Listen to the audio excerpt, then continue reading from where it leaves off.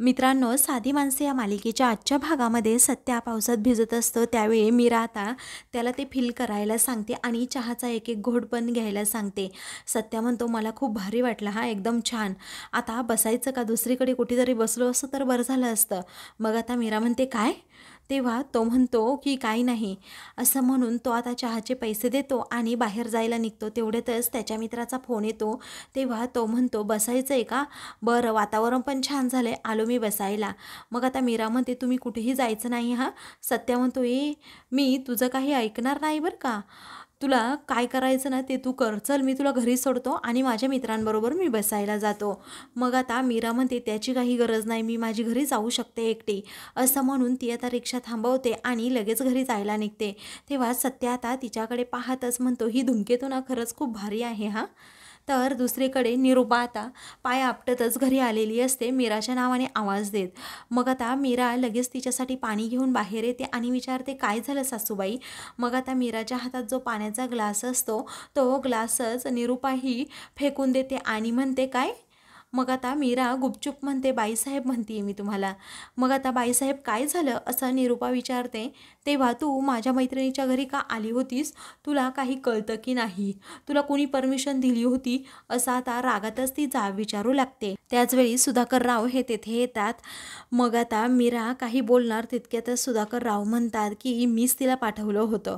म्हटलं की जा, त्या पारूचं एवढं काय दुखतंय, कारण तुझी सासू तिला शाही पनीर चिकन वगैरे करून नेते म्हणून.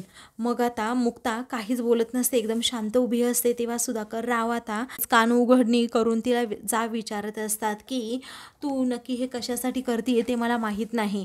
अगं, तुझं रोज असं गरमागरम जेवण घेऊन जाणं, त्याचबरोबर भाडेकऱ्यांकडून तू 3-3 महिन्यांचा ॲडव्हान्स घेणं, हे कसं जमलं तुला?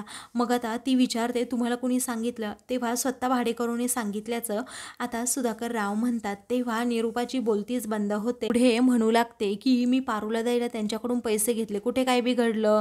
राव म्हणतात, अगं तसं नाही, मी विचारतोय माझ्या पैशांचा जसा तू हिशोब ठेवतेस ना, तसा तुझ्याही पैशांचा मला हिशोब ठेवायला नको का?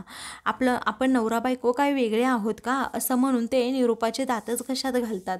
तर आता निरुपा मीराला पुन्हा एकदा धमकी देते, अजिबात माझ्या कोणत्याही मैत्रिणीकडे तू जायचं नाहीच. असं म्हणून ती पुन्हा एकदा पाय आपटतच तिच्या रूममध्ये जाते. दुसरीकडे निरुपा आता रूममध्ये गेल्यावर लगेच पंकजला कॉल करते. तेव्हा तो विचारतो, काय झालं मम्मा? मग आता ही फुलवाली जास्तच चुरूचुरू बोलायला लागली आहे, कारण नको तिथे ती नाक खुपसायला लागली. आता अगोदर तर शांत दिसत होती, परंतु आता तिचे रंगती दाखवायला लागली. पंकज म्हणतो, अगं काय झालं काय पण? मग आता ती पारूच्या घरी गेली होती, तिला माझी चौकशी करायची असेल, मी कुठे जाते काय करते ते. त्यावेळी आता पंकज म्हणतो, मग पुढे काय झालं? तुझं बिंग फुटलं का मग?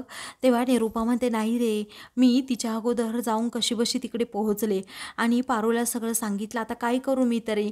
मग आता पंकजला ती म्हणत असते, पंकज पैसे जरा जपून वापर बरं का, कारण तुझ्या पप्पांना सुद्धा समजलंय की भाडेकऱ्यांकडून मी 3 महिन्याचं ॲडव्हान्स भाडं घेतलंय.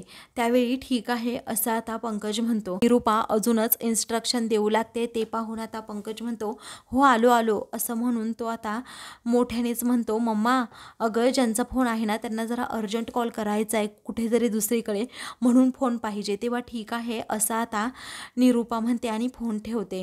तर दुसरीकडे आता संध्याकाळी सत्या हा खूपच शिंकत असतो, कारण पावसात भिजल्यामुळे त्याला सर्दी झालेली असते. तेवढ्यातच आता तेथे मीरा येते आणि म्हणते, लगेच झाली का सर्दी? माझ्याकडे एक रामबाण औषध आहे, ते देऊ का तुम्हाला? त्यावेळी आता तो म्हणतो, नको, मी एक क्वार्टर मारतो, म्हणजे कसं एकदम लगेच सर्दी जाईल. त्यावेळी ती म्हणते, नाही, हळदीचं दूध घ्या, म्हणजे तुमची सर्दी लगेच जाईल. तेव्हा आता सत्या म्हणतो, ते कसं वाटेल हळदीचं दूध घ्यायला, कारण सत्यादादा कधीही हळदीचं दूध पित नाही आणि माझे मित्र तरी काय म्हणतील की सत्यादादा हा हळदीचं दूध पिऊन झोपतो, असं कसं? हे शक्य नाही.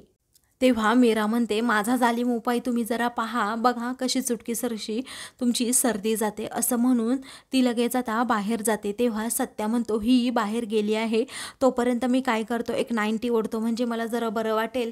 पण मी ऑलरेडी पिलोय थोडी, माझ्या तोंडाचा वास देखील येतोय, काय करावं? असं म्हणून तो आता लगेच खाटे खालून 90 काढत असतो. त्याचवेळी मीरा तेथे येते आणि म्हणते, सरा पटकन भाजेल. त्यावेळी आता सत्या पटकन बाजूला होतो आणि विचारतो, काय चाललंय तुझं? तुझं हे? तेव्हा ती म्हणते, अहो हे घ्या जरा, वाफ घ्या याची जरा, त्या पाण्यामध्ये मी निलगिरीचं तेल टाकले म्हणजे तुम्हाला बरं वाटेल.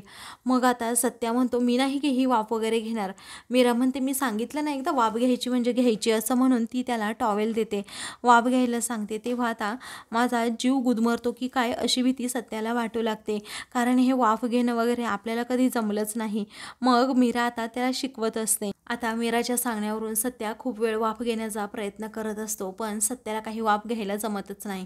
तो म्हणतो, मला नाही घ्यायची. मग आता मीरा म्हणते, असं कसं, मी एवढे प्रयत्न केले आहेत, थांबा मीच तुम्हाला दाखवते. असं म्हणून दोघांच्या अंगावर ती आता चादर घेते. दोघेही एकमेकांकडे आता खूप वेळ चादरीमधूनच पाहत असतात. मग आता मीराच त्याला खुणावते की खाली पहा जरा. मग आता सत्या हो असं म्हणतो, हसतो आणि लगेच मीरा सांगेल त्याप्रमाणे वाफ घ्यायला लागतो. आता सत्य हा मीरा सांगेल त्याप्रमाणेच वाफ खूप वेळ घेऊ लागतो. मीरा म्हणते, आता पाणी थंड झालं आहे. असं म्हणून ती आता अंगावरची चादर काढते आणि सत्याला पुन्हा विचारते, गेल्या की नाही शिंका? मग आता सत्या हो असं म्हणतो आणि मीराचे आभार मानतो. त्यानंतर तो तिला हळूच विचारतो, आता प्यायचं कधी? मग आता मीरा म्हणते, काय म्हणालात? तेव्हा सत्या म्हणतो, अगं हळदीचं दूध प्यायचं कधी? तेव्हा मीरा म्हणते, हो मी देते हळदीचं दूध तुम्हाला. तर मीराच्या आता ओठाला काहीतरी लागलेलं असतं. सत्या खूप जोराजोरात हसतो. त्यावेळी आता तो म्हणतो की बघ तिकडे काय लागले. मग आता मीरा खूप हसत असते आणि दोघेही एकमेकांच्या हातावर टाळ्या देतात आणि खूपच आनंदी असतात. तर दुसऱ्या दिवशी आता सुधाकरराव हे देवाची पूजा करत असतात. तर मीरा आता लादी पुसत असते. सत्या मात्र अजूनही गाढ झोपलेला असतो. तेव्हा आता मीराचं लक्ष सत्याकडे जातं. त्यावेळी आता मीरा मनातल्या मनात त्याच्याबद्दलच विचार करू लागते की कधी हे काय करतील ना, त्यांचंच त्यांना समजत नाही. पहिला अगदी रागीट आणि कठोर असले ना, तरीही आतून अगदी फणसासारखे मऊ गऱ्यांसारखे आहेत. ज्या प्रकारे ते बोलतात ना, ते बोलणं अगदी त्यांचं मधुर आणि लहान मुलासारखं असतं. यांचं मन वाईट नाही, परंतु झोपू दे त्यांना शांतपणे, असं म्हणून ती आता स्वतःशीच हसते आणि घड्याळात पाहते तर 9 वाजून गेलेले असतात. त्यानंतर तिच्या लक्षात येतं की खूप उशीर झाला आहे. सासूबाईंनी जर बघितलं तर यांच्यावरच उगीच ओरडतील. आता मी जर उठवलं तर माझ्यावर ओरडतील, काय करावं बरं? ती आता खूप वेळ विचार करत असते आणि लादी पुसत असते. त्याचवेळी तिच्या मनात एक विचार येतो. तेव्हा ती लगेच जागेवरून उठते आणि सत्याजवळ जाते आणि त्याला हात लावून उठवत असते, परंतु तो अजूनही उठत नाही. म्हणून मीरा साडीला जे गोंडे असतात त्याच्या कानातच घालते. तेव्हा सत्य आता लगेच उठत असतो, पण त्याला खूपच झोप येत असते. म्हणूनच तो आता लगेच दुसऱ्या कुशीवर झोपतो. सत्याला उठवण्याचा मीराचा हा डाव आता फसतो. मग आता मीरा अजून प्रयत्न आपले सुरू ठेवते आणि म्हणते की लवकर उठा, हो सासूबाई येतील. काही वेळानंतर सत्या आता उठतो. मग आता मीरा विचारते, काय काय झालं, झाली का झोप तुमची? सत्या म्हणतो, लग्ना अगोदर मी कितीही वेळ झोपायचं, परंतु तू आल्यापासून लवकरच उठवायला लागली, माझी झोपसुद्धा होत नाही. मीरा म्हणते, रात्री मग लवकर झोपायचं. तेव्हा कानात काय गेलं होतं काय नू, असा आता मीराला तो विचारतो. तेव्हा ती म्हणते, पावसाचे किडे असतील, लवकर जर उठलं नाही ना तर पावसाचे किडे असे वळवळ करतात.